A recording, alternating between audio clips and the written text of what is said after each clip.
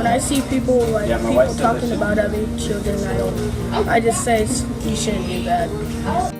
You see someone fall, and you just imagine how you would feel if you fell or were bullied. You want to help them.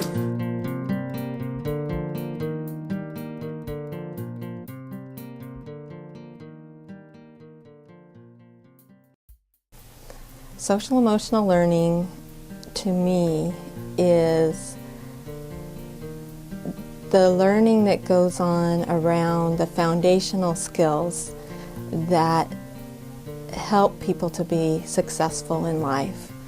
And yes, academics are very important, and we focus on academics, absolutely.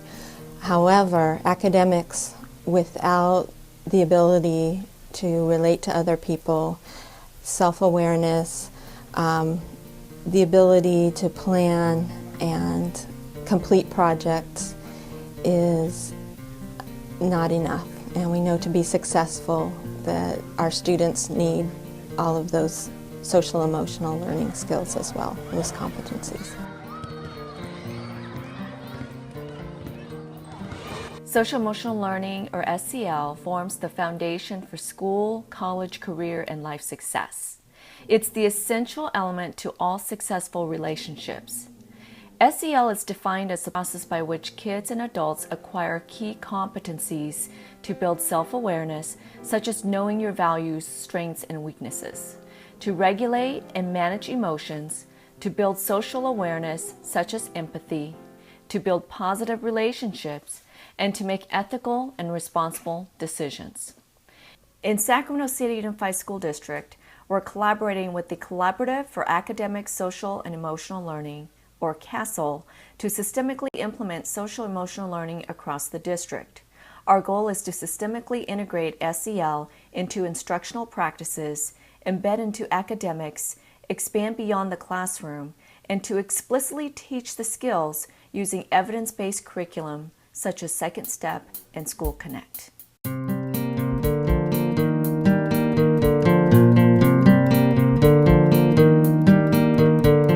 Michelle Blanton, and I work at Leah Tata Floyd Elementary, and here we really focus on our instructional practices aligned with social emotional learning.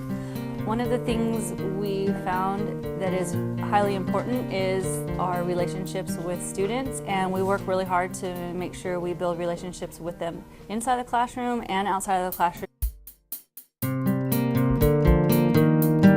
Social emotional learning skills are essential for student acquisition and access to Common Core learning standards. The standards call for students to be able to engage in math conversations, critique other people's work and thinking. And in order to do that, students need the conversation skills and conversation starters of how to appropriately agree or disagree or challenge or tell another student what the strength of his or her thinking is or the weakness of his or her thinking. So social emotional learning addresses those critical skills that allow students to engage in the kinds of learning conversations they need to have in order to be successful with the Common Core. Certainly without social emotional learning skills, math conversations won't go far at all. You can imagine a student just shutting down, being told their answer is stupid or that makes no sense, as opposed to understanding that you need to encourage through language by saying such things as, I see your point, but I'm not sure how you're arriving at this conclusion. Or part of what you say I agree with, but there are parts with which I disagree. Certainly the kind of conversation that ensues would be far different. Students will be leading their own conferences, and it's super powerful as we're moving toward the Common Core standards that students are actually selecting their work that demonstrates their understanding of the standards, and then also selecting and keeping and tracking evidence of meeting the standards and also meeting their personal and academic goals. So they really have ownership for their learning process here at Centerville. On Monday mornings, we have a Monday morning meeting, and we talk about we work with the 7 habits of healthy kids, and we talk about one of the habits. Today was seek first to understand, then to be understood. And we talk about what that looks like in the school setting, and we have songs that we sing and to make it fun. And then our leadership council actually does announcements every day over the intercom and talks more about the 7 habits. Don't let anything bring us down. We got to work together, change things around. Proactive every day when I take the time to remind myself that I am young and I am positive on the future. I'm gonna tell it like it is.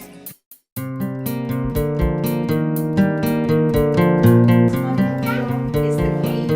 Responsible decision making is where we're out in the community, making good choices about our personal and our social life. Is very important to me because I have a child with Down syndrome. He's in full inclusive practice, and without the SEL, I believe that he wouldn't know how to work through his problems or learn how to cope with his anger issues, deal with his problems, deal with any situation that he has here at the school with other classmates, teaches him to know how he's feeling: mad, angry, happy, sad, and I believe without it he wouldn't know. You find out that there's ways that they can communicate and say things that can not only diffuse the problem, practicing different methods that they've learned and what they can say, and we generate lists and which ones are positive and which ones are positively negative.